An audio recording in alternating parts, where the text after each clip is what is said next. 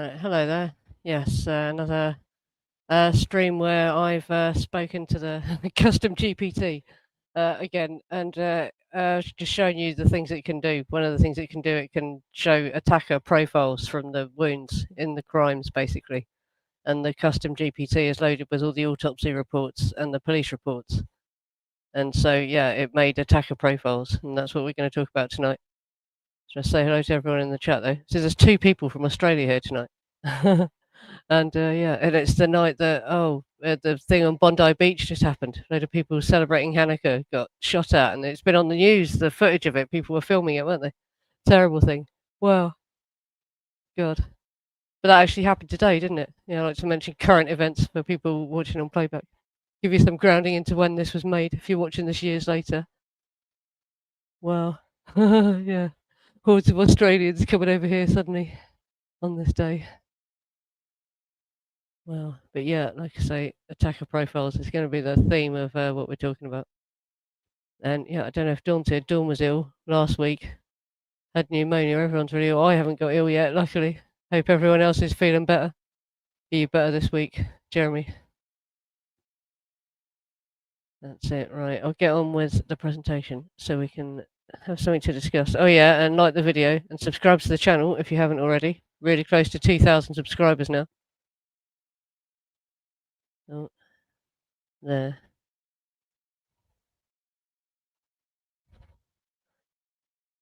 Right, most people assume Charles Watson came in and finished Abigail Folger and Rosemary LaBianca. The fatal wounds are deeper, more vicious, and Watson himself has said he delivered them. That assumption feels natural. Tonight, instead of arguing about the confessions or mythology, we're going to compare attacker profiles and test whether the physical evidence actually requires a finisher.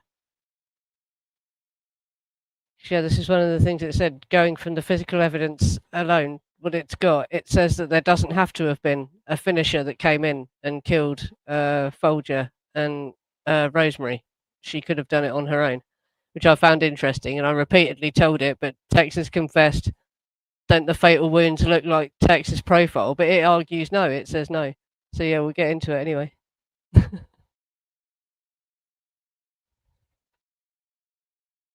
An attacker profile isn't a single wound, it's repeated behavior across wounds, where an attacker targets how they escalate, whether they control the victim, and how the attack ends. So it looks at wound clustering, angles and trajectories, victim mobility versus control, and escalation versus precision. Basically. So yeah, that's how it just analyzes the wound clusters and tells us from that a profile of the attacker.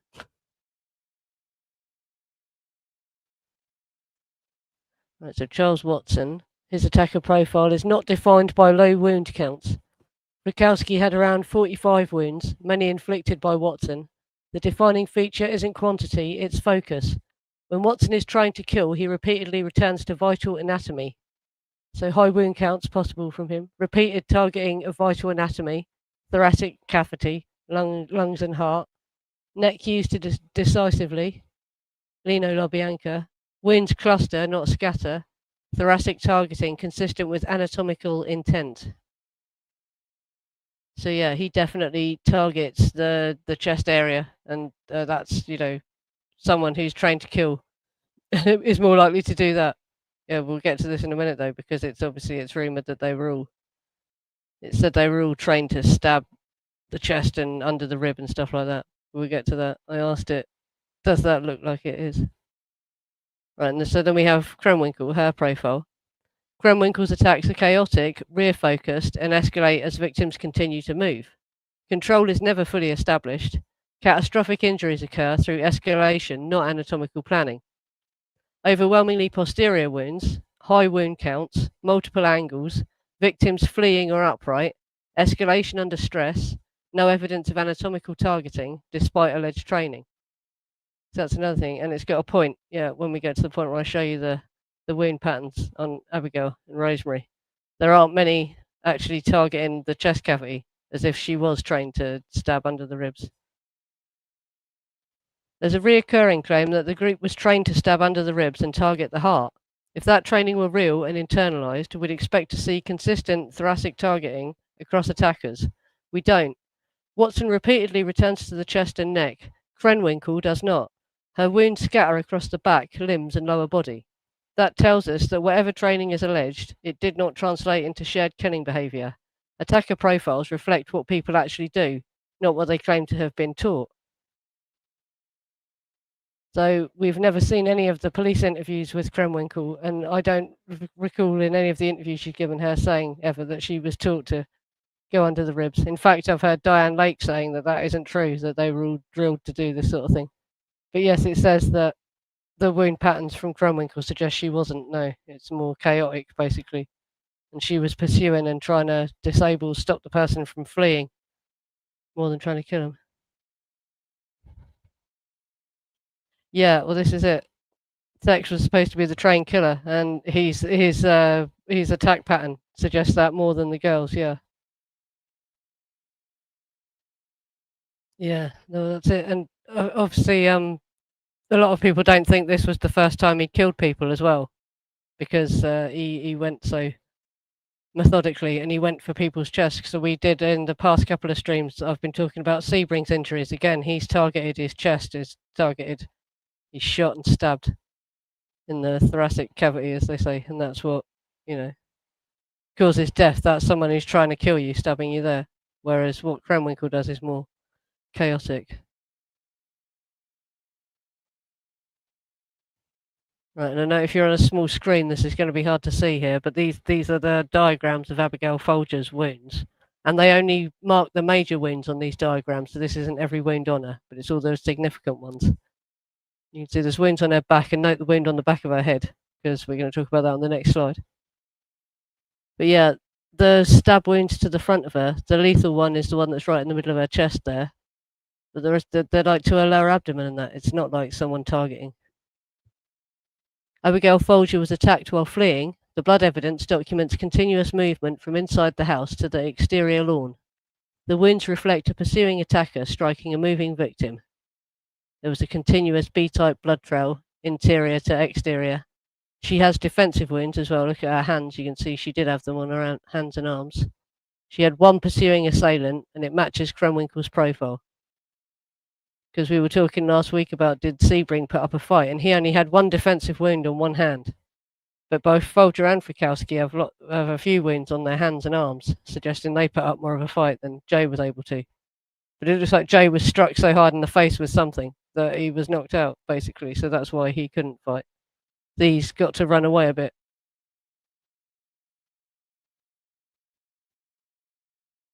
Yes, and there's facial and skull wounds.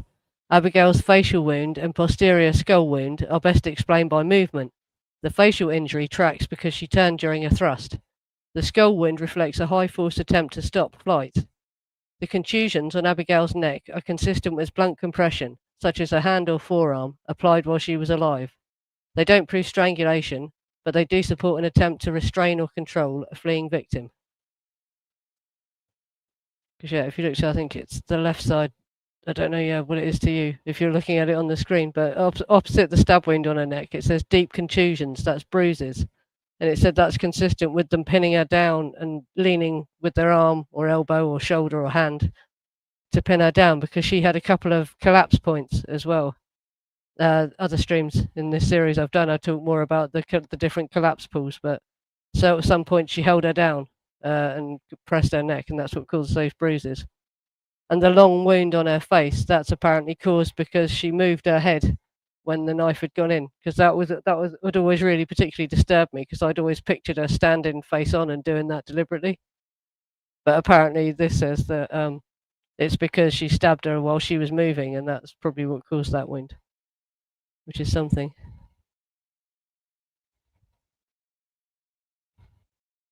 And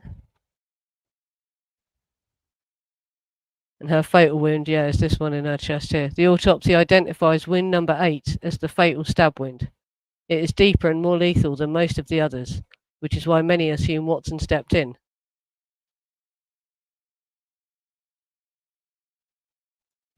Fatal does not mean skilled. Wound 8 occurs inside a chaotic pursuit with no behavioural transition to controlled killing. It is lethal by escalation, not execution. So it says no controlled moment, no thoracic clustering, no behavioural shift, fits chaotic escalation.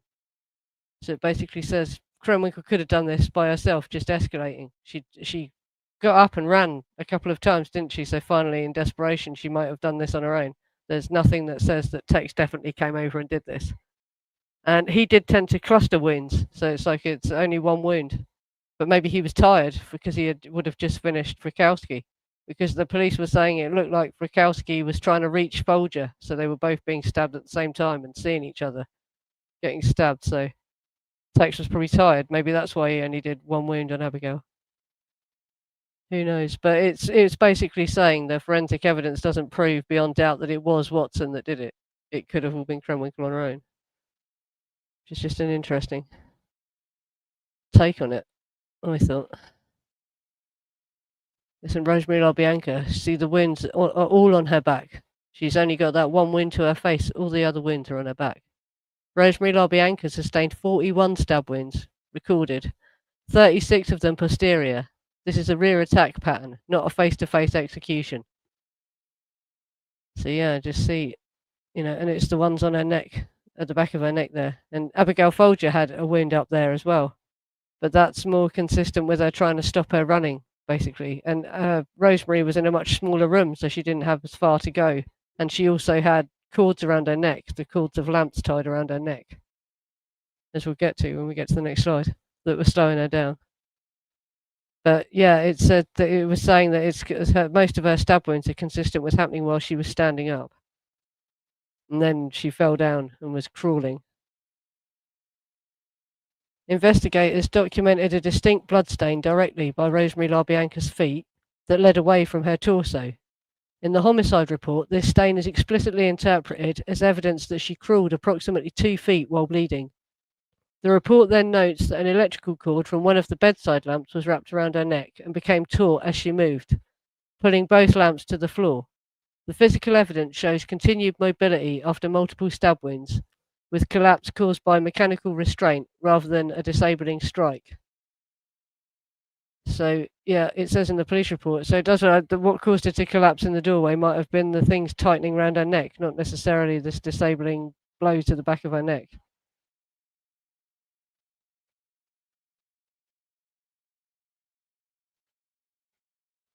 The autopsy describes a posterior neck wound that severed the spinal cord and is considered fatal.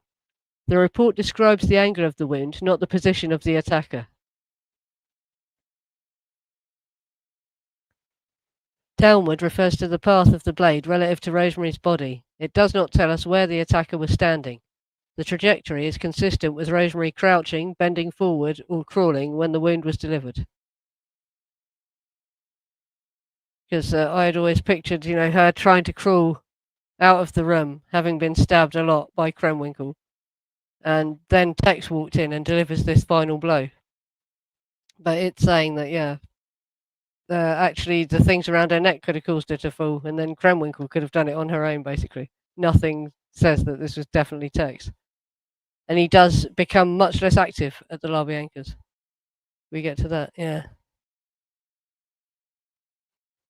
Oh, you're here live for the first time. Yeah, there was someone else here, I think, as well. He's live for the first time. Thank you for coming and continuing to come. Like I say, like the video and subscribe if you haven't already. I've got a Substack where I write articles now as well, which is a better way to get information across sometimes than purely live streams. They come out, which should be tomorrow or Tuesday at the latest. The one to go with this stream will come out. The autopsies don't tell us the posture, height, dominance, or intent. It documents anatomy, not execution. So yeah, the autopsies can't tell us for definite where someone was standing when they stabbed the person or whatever, So we can't assume that just because it said it was a downward blow, because she could have been crouching forward. It doesn't tell us anything really about how tall the person was or anything. All we know is it was downward. Yeah. Well, this is it, because I was asking it about Leslie. I think there's another slide where I'll get to her, yeah. And she said at penalty phase that she did stab Rosemary LaBianca while she was alive. I asked it about that. Where do we go next? Post-mortem wounds. Yeah, Rosemary LaBianca. The autopsy explicitly states that some of Rosemary LaBianca's wounds were post-mortem, confirming a multi-phase assault and continued stabbing after death. Because yes, it does say some of the wounds were post-mortem on Rosemary. And I asked it about the initial wounds while she was standing up, consistent with her having two attackers, because Leslie said she did stab Rosemary while she was alive at the penalty phase, and it said no. Actually, it said that it's consistent with Rosemary rotating a bit, moving a bit, but it's consistent with only one person actually stabbing her. And yeah, so maybe Leslie really did only stab her after she was dead, because there are post-mortem wounds as well. Because yeah, at first it was contradicting that, but then when I looked at the autopsy report, I made it look again. And yeah, it basically now supports, yeah, Leslie probably did only stab her while she was dead, the wounds in the lower torso. Yeah. Yeah, that's it as well. Rosemary, if I'll go back to the picture. So when you see Leno's body, you can see the rips on his hands from where his hands were tied. But Rosemary's hands were never tied. She was up walking round, and she was apparently showing the girls um, clothes as if she was, being robbed or whatever. She was showing them stuff they could take because she would have had expensive designer dresses and stuff like that. Well, no, Leno's hands, there was skin slippage as if he struggled. So he was alive. He was struggling to get his hands out. And he just only had one knife blow through his neck. That was what killed him. And everything else was done to him. We'll get to him in a minute. But yeah, so when I asked it about that, does it look like Leslie did stab Rosemary while she was alive? It basically said no, it is consistent with there only being one person. And it's consistent with the way she killed Folger the night before, chasing her from behind. And there's more wounds because Rosemary had less places to run, didn't she? They were in a room and she was slowed down by things being tied around her neck and all this kind of thing. So, yeah, horrible.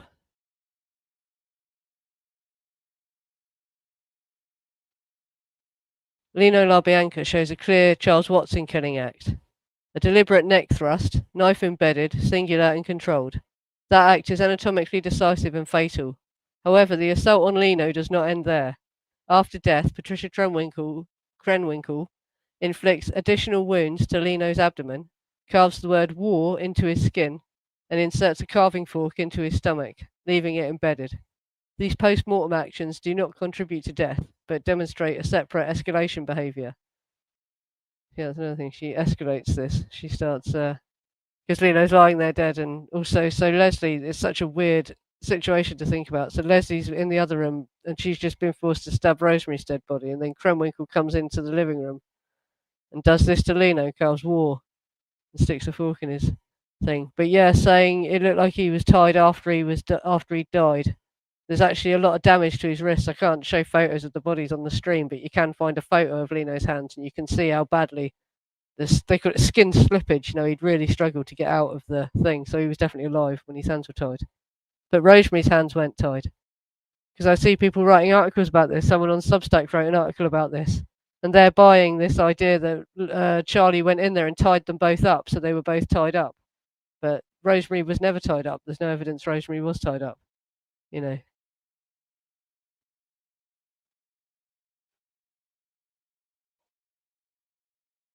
At Waverly Drive, Watson's behaviour contracts sharply compared to Cielo Drive. The physical evidence shows a single decisive act against Leno LaBianca, followed by disengagement. There is no pursuit behaviour, no repeated anatomical targeting, and no wound pattern on Rosemary LaBianca that clearly matches Watson's established profile. Whatever the psychological explanation, the forensic records show task completion rather than shared escalation. And I was talking, asking generally about this reasons why. Did I mention that there's been another FBI file, the fourth and final part of the FBI file came out. I was going to say that. I've been looking at it, and there is some newspaper articles in it about Texas trial, and from the days he talked about the LaBiancas. And again, it said he became quiet and he doesn't talk. It's really hard to get anything out of text about what actually happened at the LaBiancas. He just goes quiet when he's asked about it and all that. And so I was asking him what are the reasons why he might have done so little compared to what he did the night before. It was saying, yeah, to let the girls get more blood on their hands. He'd done so much the night before. Maybe he was told just to let the girls do it all this tonight, sort of thing. And also, yeah, he might have been disturbed by what he was seeing the girls doing as well. That might have freaked him out. And also, yeah, watching Leno die, because Leno would have died quite slowly, I think, because the knife was left in his neck.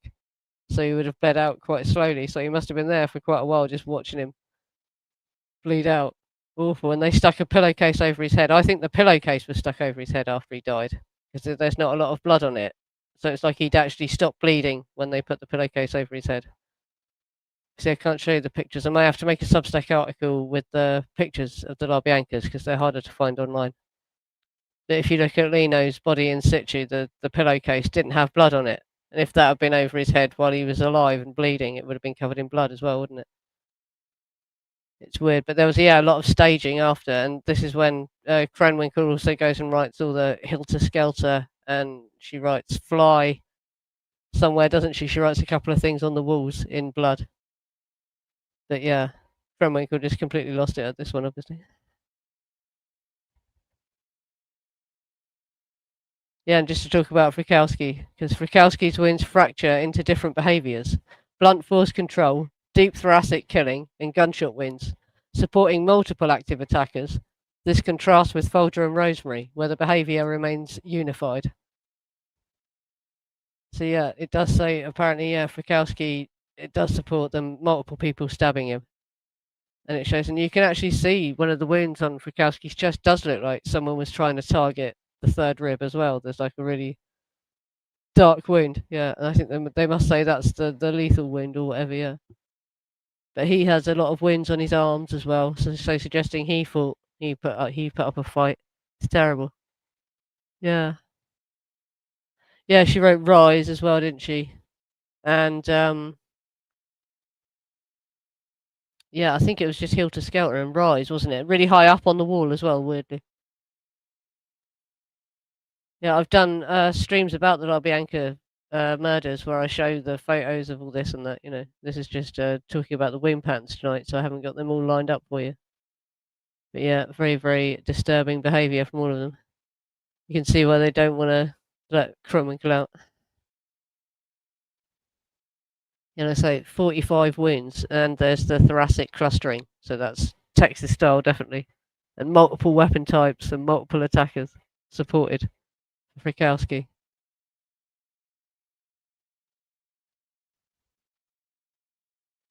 So Watson's violence concentrates on vital anatomy, and Krenwinkel's violence disperses and escalates.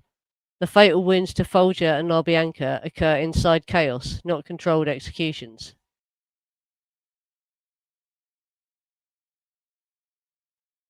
So yeah, they say this is obviously referring to the idea like where they trained. Did they really have like a lot of training?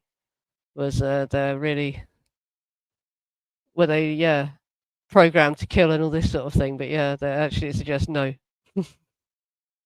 It was just very chaotic, and Folger and Rosemary could have been killed by Krenwinkel on her own, just because it got chaotic, basically. And in the end, out of desperation, she might have finished Abigail off herself.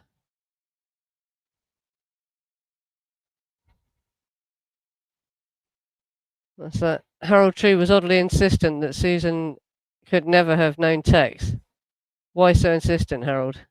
Yes, you mean Susan Struthers, that's Rosemary LaBianca's daughter. Because, yeah, there's whole theories about, Tex knowing Rosemary LaBianca's daughter. And so there was some kind of conspiracy there. But, yeah, and Harold True, yeah, looks very nervous in every interview I've ever seen him in. Like the stuff he doesn't want people to, he doesn't want to say. Yeah. Yeah, I think it is in the Beatles lyrics a lot, isn't it? Rise and arise. Yeah.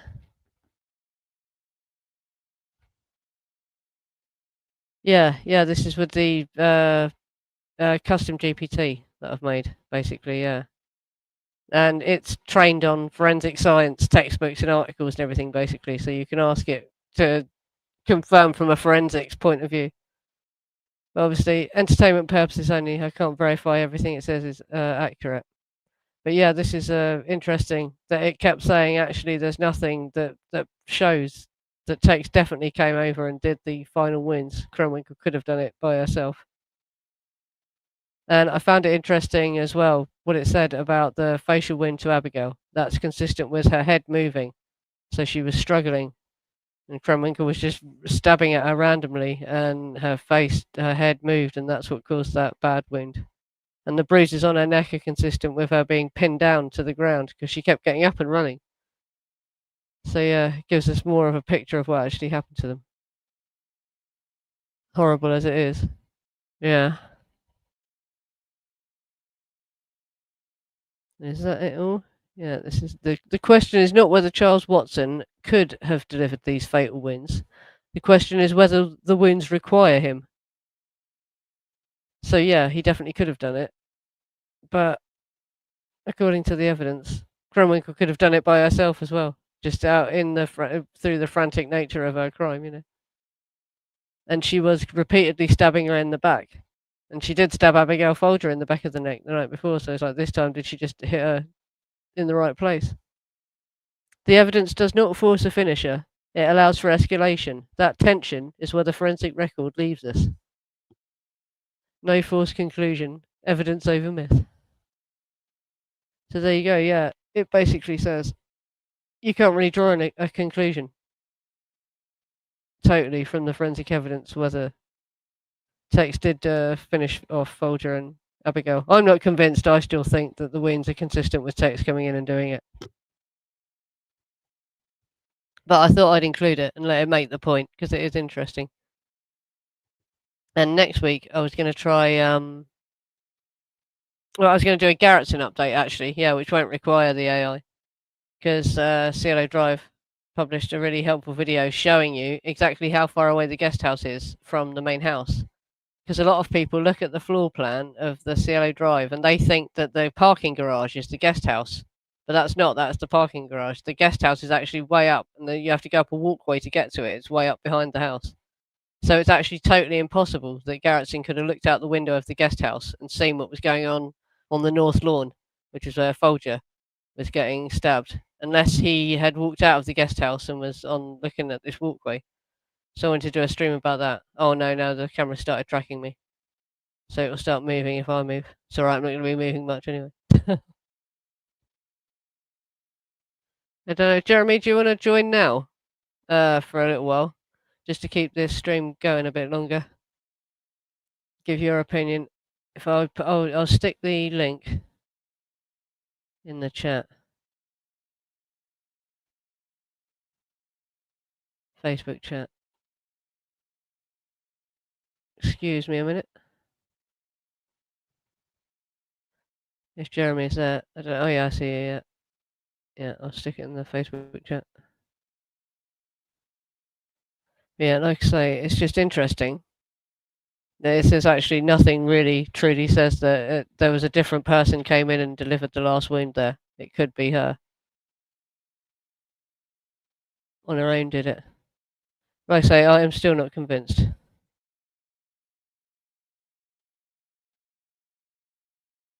But then it makes the point that he clusters wounds. He doesn't just stab like once. There's not just a single wound with Tex. And so it's interesting that on both these people, he just came over and did one extra wound.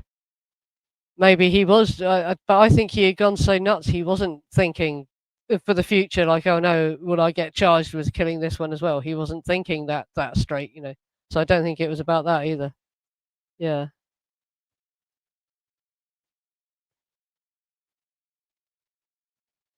Yeah, no, that was Luke Mill. Luke Mill was saying he thought that it looked like Leno had been tied up after he died. But no, that wasn't from the chat GPT. I was telling you, if you look at the, excuse me, phlegm in my throat. If you show the picture, if you look at the picture of Leno's hands, you can see the skin slippage. And in the autopsy report, it does show the skin slippage on his wrists as well. So he was tied really tightly with the leather cord, and he was moving his hands. It caused the skin to tear on his hands. He was struggling. So he definitely was tied up while he was alive. But yeah. Oh, your camera's working again finally as well. I've got that external one on there. It's a better Yeah, that's good. camera anyway, so Yeah, that's good. Yeah.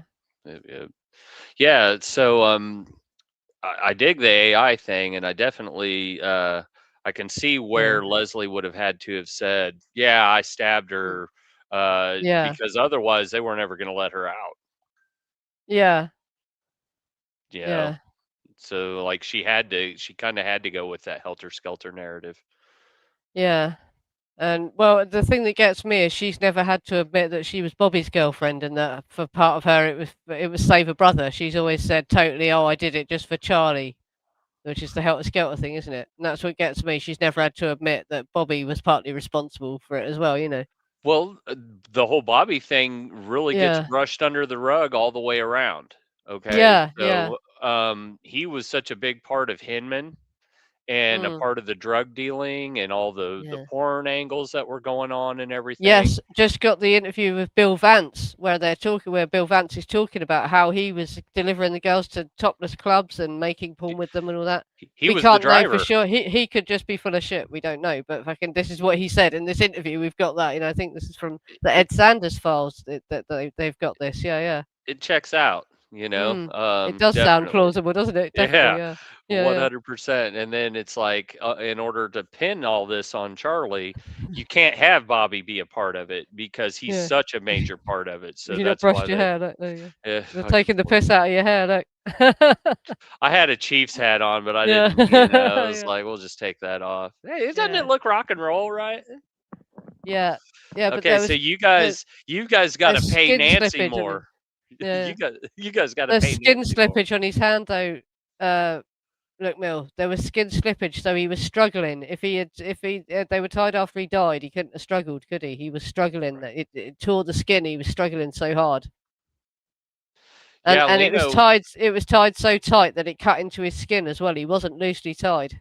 Leno's DNA was in the leather thongs. Yeah, yeah, and you Yeah, can see how horrible the wounds are if you look at the picture of yeah, Leno's hands. Yeah. yeah. He died a horrible, gruesome death. Yeah, what a knife stuck in his neck, went straight through his neck. Probably took him quite a while to bleed out. Yeah. Imagine that, poor man.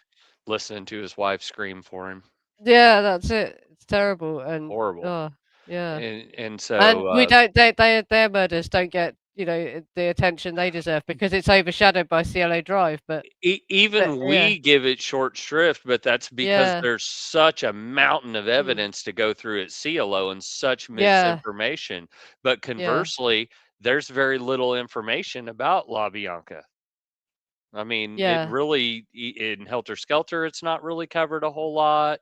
It really all the focus seems to be on Cielo because of who those people were, and there was more yeah. people, and it was just a gorier, more sensational scene, Yeah, well, this and was as well though. Some of the things she did, the carving into Leno and all this. well, and And we it shows the probably escalation. That's interesting. It shows how the behavior escalated. But with us and then the having whole time to mutilate the bodies and all this sort of thing. Leno's gambling ties, and then Mm, Rosemary owning a boutique in mm, the same retail spaces that Tex worked in. And mm.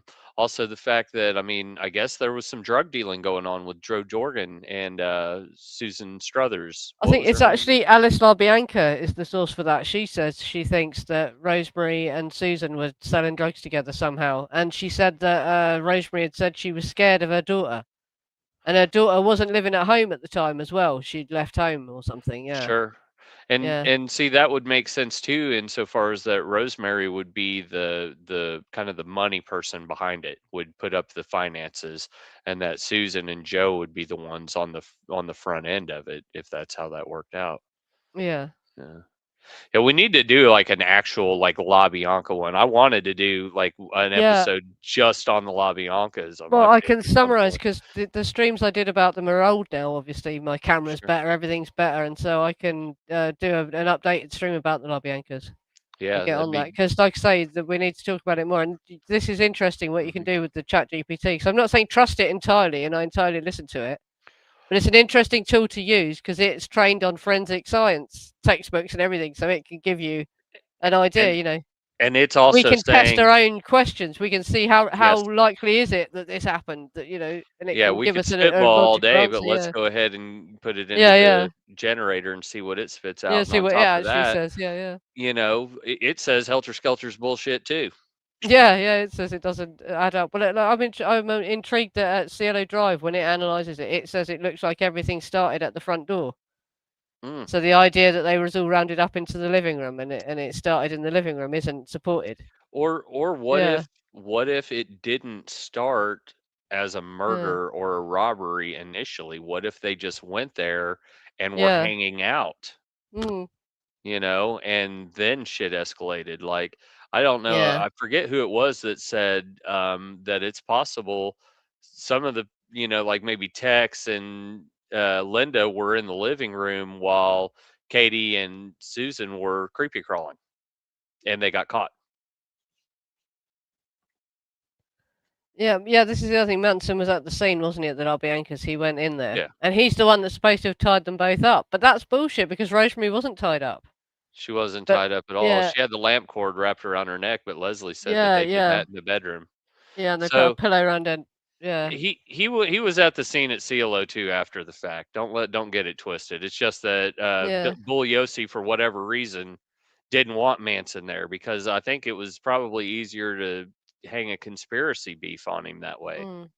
you know, to Yeah. But wrap it this up is in the a thing. conspiracy. Manson confessed to it, though, didn't he? Manson said this that he did go in there and that, which I was sort of, why the hell did he do that? Why would he incriminate himself? Why didn't he Well, just say he dropped him off and drove off? But he he actually has said that he did go in there and yep. he's supposed to have wanted Leno LaBianca's black book, his address book or something, isn't he? That's what I've heard. And there's always been a rumor that he somehow stole money. They got money from there, and he paid off the Straight Satans with the money from the LaBiancas. But you can't prove this from official documents or anything. But that's always the rumor that Charlie's paid off the Straight Satans with money they got from the LaBianca's house somehow. Wouldn't surprise me. Yeah, yeah, but another one that's just law, the case law sort of thing. We can't prove that, but it's Right. what is said. Yeah, Like Johnny Rogers says, yeah, definitely easier for the conspiracy beef on Manson as opposed to accessory after the fact. 100%. mm. They wanted to tie him up into all of it. Yeah, yeah, because he said he went in, didn't he? And that's it, totally being involved, isn't it? Going in and talking to them and tying them up and everything is totally yeah, And then I wonder if what Tex told his attorneys in November of '69 down in Texas didn't have to do with those crimes that we're alluding to that he had done previous, the training and the killings that he had done before. You yeah, know, that's a part of it. Did the yeah. Well, girls like I say, dumpster dive Gateway? Yeah, they did. The girls dumpster dived at Gateway Market. yeah, and that's where Leno LaBianca worked, isn't it? So Mhm. there's another thing that suggests they might possibly have encountered Leno LaBianca before. Yeah, yeah. Mm. Last week on an Antiques Roadshow. So you think they were after the way to get into the supermarket, to rob the supermarket? Is what you're saying there, isn't it? Manson's black book is really the keys to gateway and the combination to the safe. No, it's meant to be the contacts, isn't it, that were in the book? Yeah, it's his Yeah, bookmaking, gambling, yeah, loan sharking stuff. You know, yeah, Leno didn't just owe gamblers; he also collected for them. Is what I've been told, that he was heavily entrenched in making books, running books, the whole Las Vegas thing to Las Vegas to Kansas City. They called it the Kansas City Shuffle, where they were stealing money out of the casinos. Well, they ran books out of Vegas, and they had people that were in L.A. and San Francisco and stuff yeah. that would run the West Coast for them, and I Leno was mentioned this. supposedly one of those guys. Terry Melcher handled the Beatles while they're in America. Sure. Mark. Yeah, Terry Melcher was in charge of the Beatles. Yeah, they definitely knew Supposedly, Melcher. Yeah, yeah, supposedly, yeah, the yeah, house where John Lennon was tripping acid with Peter yeah. Fonda, where Peter Fonda said, "I know what Mm, it's like to be dead," and he wrote, yeah, she said they were in California, Yeah.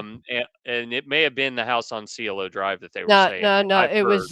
It was Zsa Gabor's house because there's Okay. an interview in Rolling Stone where he says Okay. he thinks he was at Doris Day's house, but Ah, it was actually it was Zsa like Gabor's house. He just got the yeah. Hollywood royalty names mixed up. It was Zsa Gabor's house they So were staying in he apparently thought for he the was at Circassian. Terry Yeah, Melcher's house, is whose house he yeah, was. yeah, Doris Day's son is yeah. Yeah, that's where what he he thought meant. he was. Yeah, that would That's be what what he he meant, meant. wasn't it? Yeah, yeah, Yep.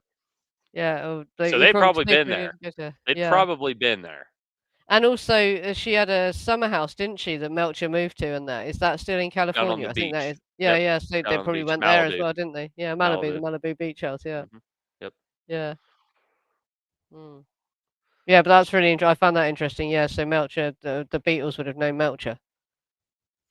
But and Acapella. No, I that's did look. I looked at the times that they were in America as well when they were touring America though, and they weren't. I don't think they were anywhere near America when all this happened. Sort of thing. No. So they this can't was have in been involved. Yeah, yeah. '65 whenever they Yeah, that's were it. Yeah, sort of 65 and 66, I think, were the 2 years. Ow, bloody hell! Something. The cat's clawing my hands. You know, he's playing with me. Whenever he sees my hand moving, he goes to swipe at my hand. Ow! He's biting me now. Did What's wrong Altabella with you? get a house for the Beatles to stay in at some point? No, acapella. That's the house we were just Yeah, talking about was the Zsa Zsa Gabor house. They thought yeah, they were staying at Terry Melcher's house, but yeah. There is a video I've uploaded. It's a extract from a longer John Lennon interview where because there's a story that you always hear him telling about the dentist giving them LSD at a party, and that then was they in went out for a England. drive. That was Yeah, yeah. George's Yeah, dentist in yeah. England. But That if was the you first listen to time the they rest of tripped. that interview, there's another long bit about LSD that he says where he talks about taking it in America at Zsa Yep, Gabor's house. yep. And he says about Timothy Leary shit, and he hated the Timothy Leary tripping, and he didn't like it, and it I ruined him and bet. all that. And then he did it again with Yoko, and that brought his ego back because Timothy Leary got him to kill his ego, and it messed him up. But yeah, that's Brian on my channel. Wilson. Yeah, Brian Wilson first met Van Dyke Park standing next to the pool at Cielo during a Melcher party. Well, that checks out. yeah, Heavy vibes there. I mean, heroes and villains. Do It Again. I think Do It Again is actually on the same album that Cease to Exist. Never Learn Not to Love is on. So yeah, they all ran in the same circles for sure. Look Mill says, what was Melcher actually doing in Europe September, October, November '68? He was on tour with the Beach Boys. yeah. Yep. Or was he that involved with the Beach Boys really though? Because when I read about it, read Well, I about him, mean, he was friends with Dennis Wilson and Greg Jacobson hung out it with it wasn't day until together. later Yeah, that he became a producer. It was in the late yeah, '80s, early '90s, Kokomo era, and the album after yeah, that that Terry Melcher was their producer. But since yeah, he was friends and they were going to yeah, Europe, you could just go with Dennis and go hang out. And I mean, if there was something to do, fine, but you don't have to be on the payroll. You can just go yeah. hang out, party. But he did other acts as well, though, didn't he? He had lots of acts because when I was looking into him, he's most Yeah. famous for the Birds. They're the most memorable acts he did. But there were lots He of pop acts that he Paul Revere managed and to. the Raiders was a big one That with yeah, him. He they were good at the time. They're just not memorable now. People don't remember him. Nothing big sort of thing. Yeah. if anybody And picks there's up pictures their of him with the Mamas and Papas, isn't there? Did he ever produce anything for the Mamas and Papas? I don't know. I don't know if he ever produced anything about Yeah, by him, but Lou Adler was one of his mentors, and Lou Adler was their producer. And Lou yeah, Adler, obviously Michelle Phillips and John Phillips and all that, they were all close. Mama Cass. Lou Adler's girlfriend replaced Michelle Phillips initially. Used to be Jan Barry's girlfriend from Jan and Dean, yeah, and he produced Jan and Dean as well. And so whenever he was at the hospital visiting Jan Barry and his girlfriend was there, him and Jan Barry's girlfriend hit it off. So Lou Adler started sleeping with her. And then when yeah. Michelle Phillips left, he put her in the Mamas and Papas. It's like, yeah, that's my Mm, girlfriend. We'll just put her in. So mm. Brenda is Nancy Pittman. That's correct. Yeah, yeah, It's official. Mahomes towards ACL. You know what? The season's over anyway. But I have a podcast coming about that. It's already yeah, about halfway done. So look for that tomorrow as well on my page. I'll break that yeah. down for you. Ugh! Yeah. Thanks, Johnny. Um, Those has been interesting. I've been talking to it. I have conversations that I ask it like, is there any angles? Are there any angles looking at all the evidence that people don't talk about, and then it comes out with stuff. And I was asking it about, do they act like a gang? And what it says about that is really interesting because it's got all the files from Hinman to TLB to to the Tate then LaBianca. Because Bernard Absolutely. Crowe, there's no police report to give it because there was not a Because he didn't police go to the report about cops. that. Yeah, that's the weird Didn't go to thing. the cops. So I Yep. can only explain about the Bernard Crowe thing to it, and give it the anecdote about the Bernard Crowe thing. Yeah, Acapella says there are a number yeah, of photos of Paul Revere and the Raiders at the Cielo house because Mark Lindsay lived there with Terry Melcher yeah, and Dean Morehouse in mm, 1968.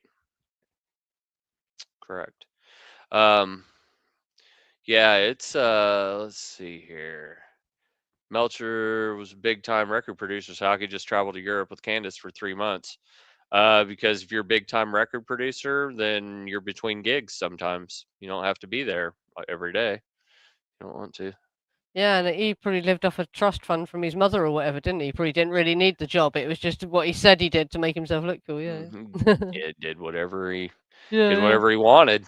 Yeah. Yeah, yeah. There's quite a few pictures of the times that Melcher was living there. I've seen the one of them stood by the sports car in the garage area and that, the parking area, and yeah, there's pictures of the band in there. There's at the Raiders standing. It looks Mhm. like the beginning of the walkway to the guest house. They're standing at. Yeah, yeah.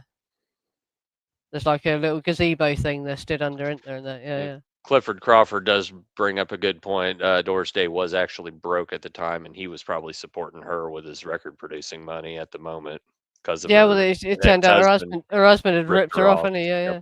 But Hmm. she did sue. She did get some, and she was doing a show, weren't she? Though she had already been paid for the first season of it, and Oh he'd yeah, taken he that as took her well. money. He took the Yeah, advances yeah, from NBC or whatever. yeah, Like yeah, she was destitute and still had to do the work for the yeah. money that he took. Yeah, But absolutely. the show carried on, so she must have got paid for after that, mustn't she? Like, yeah, Or I mean, yeah, he had already taken the money, so she was on the hook for doing the show regardless. yeah, yeah, Probably yeah. She worked still had to do something it. out. Yeah, Yeah. yeah, yeah.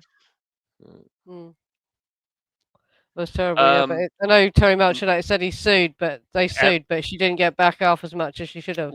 Look Mill, it's not like that. It wasn't like that back in '69. It's like that now, but it's only happened over the past 30 years that if you show up at the hospital with a gunshot wound, that they're obligated to call the police. Back in Yeah, '69, you can show up at the hospital. I shot myself on accident. They'd be like, all right, here you go. yeah, All right.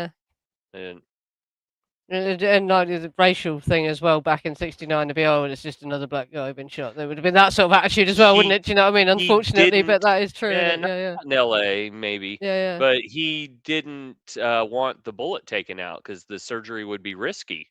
So Yeah, they weren't even Budiosi, gonna. that's in Helter Skelter.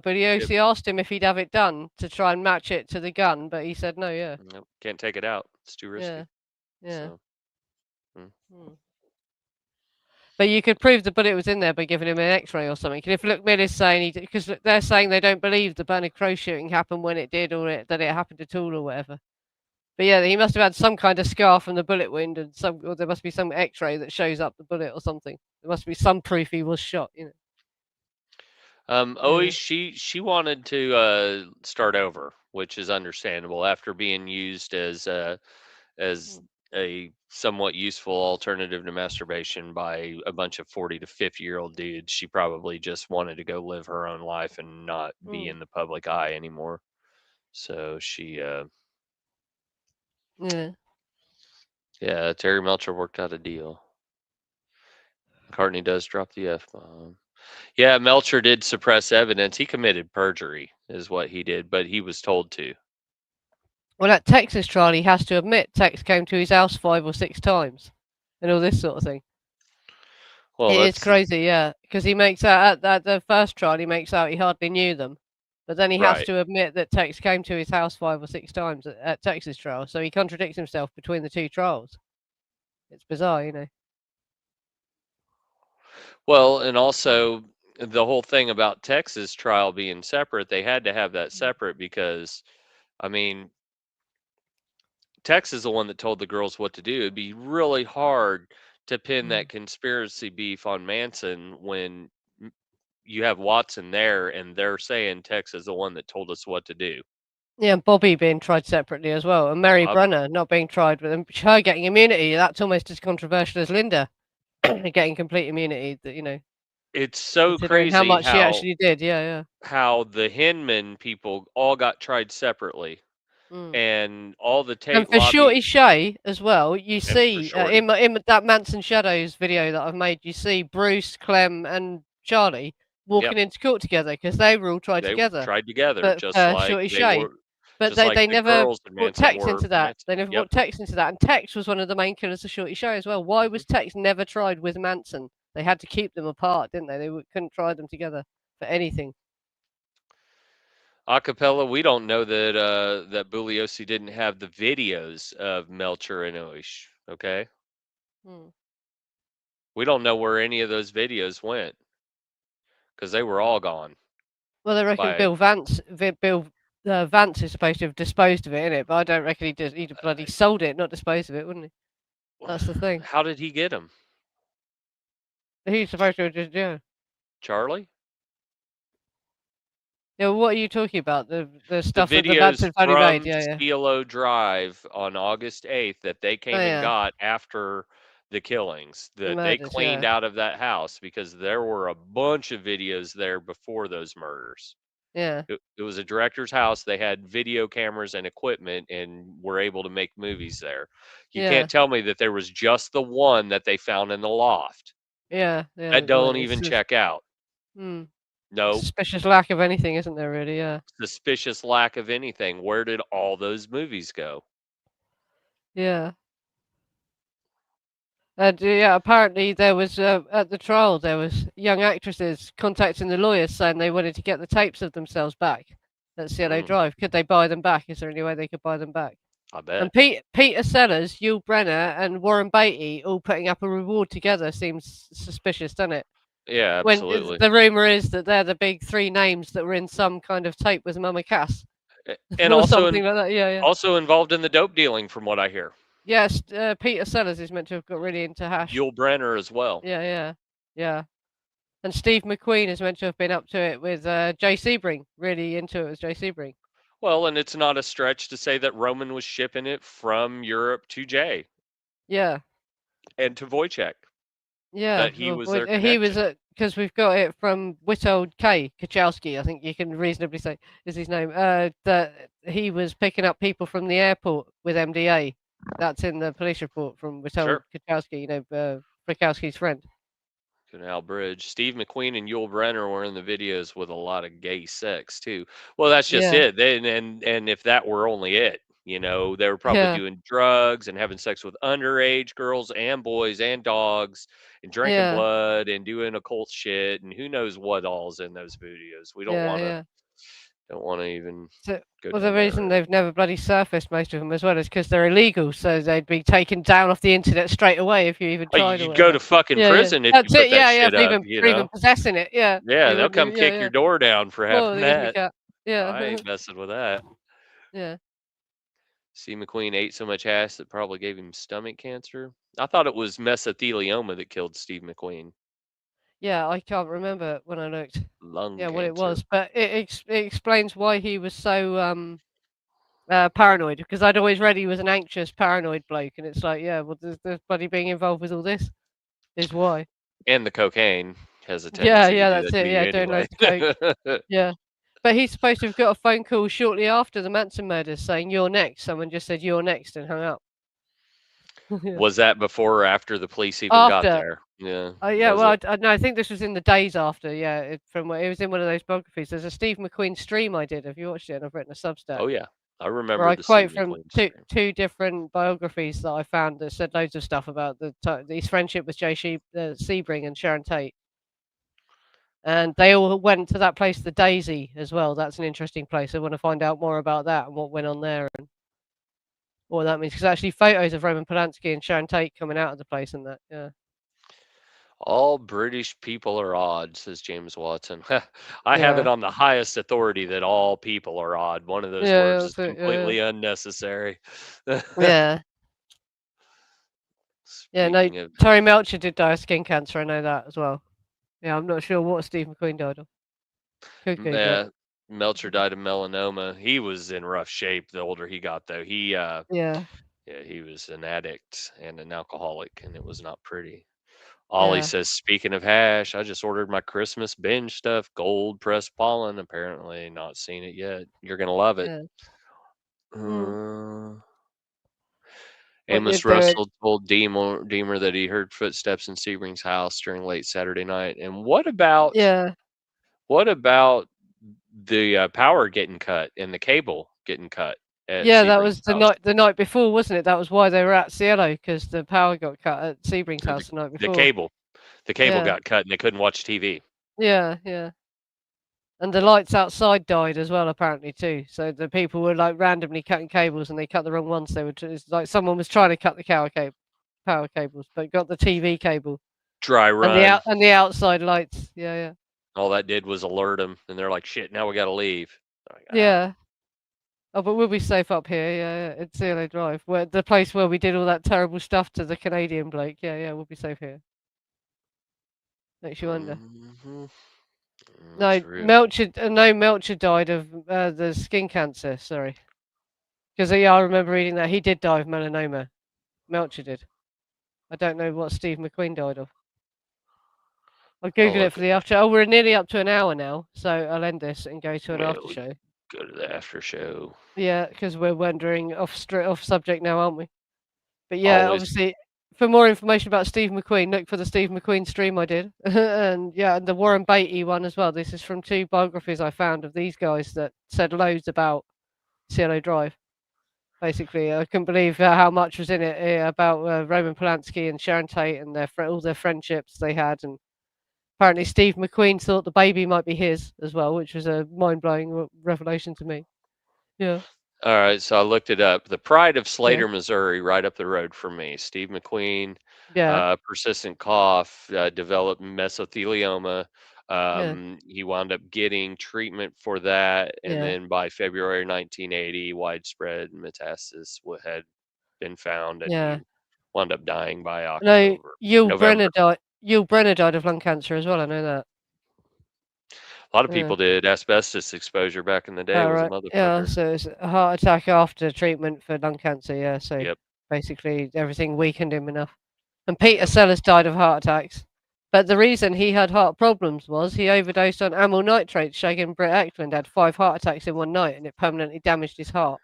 He had a heart Yeah. problem because he was a downright bastard. Yeah, it was damage from amyl nitrates. He had no fucking heart. Yeah. He had no heart Yeah. left. His heart was just fucking broken. Yeah, he was a crazy, but he was horrible to everyone. Yeah, really awful bloke. And he made it so that none of his kids would inherit any of his money as well. It's all gone to the wife he was married to's stepdaughter, basically. So none of his kids got any of his money. He made it that way deliberately because he was just a bastard, basically. And he was paranoid, and he thought people were against him. He thought his kids were against him. So he made sure they'd never get any of his money. Paranoid. Yeah. All right, after show. Yeah, that's it. I'll end this now, and we'll go to the after show. And next week it's going to be another Garrettson one because I want to show specifically how far away the guest house is from the main house. And then it's impossible. He just looked out the window of the guest house and saw what he said he saw in that documentary. Yeah. We need to ask AI, where was he during the murders? Was he asleep? Where did he go? What was he doing? When I did ask about it as well, it said it's actually kind of plausible that he didn't hear much in that because of the foliage of between the guest house and all this shit. There's a little bit of room. Anyway, and he had the radio let's end this on, and go over to the after show, and we'll talk about it there. And we'll talk about it next week.